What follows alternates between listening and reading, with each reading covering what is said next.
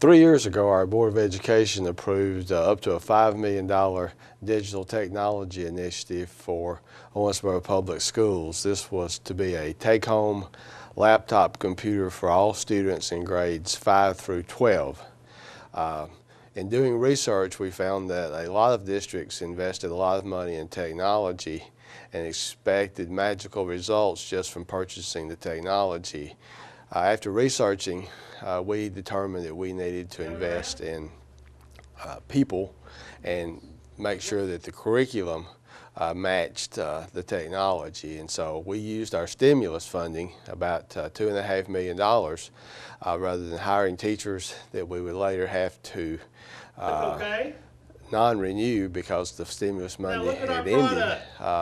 We wanted to make sure we had a long-term benefit for the district for using this much stimulus funding. So we hired digital curriculum developers that spent an entire year writing curriculum that our teachers asked to be written for particular subjects and particular lessons. And so when we did research and ended up buying MacBook Airs for all of our students, we were able the first day to have lessons ready for our students, which is kind of a unique situation. We were able to spend $2.3 million on the hardware and buy it all at one time. We were able to use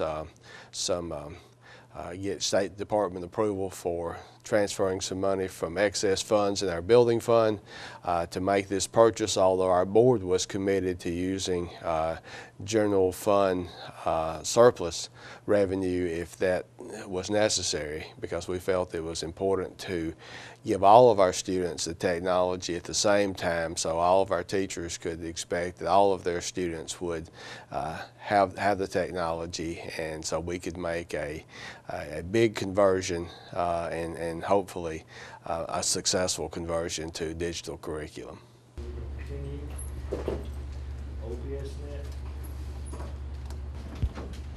Put your lunch number. I've always wanted one. I've always tried to save up for one. I feel like I want to be you so bad.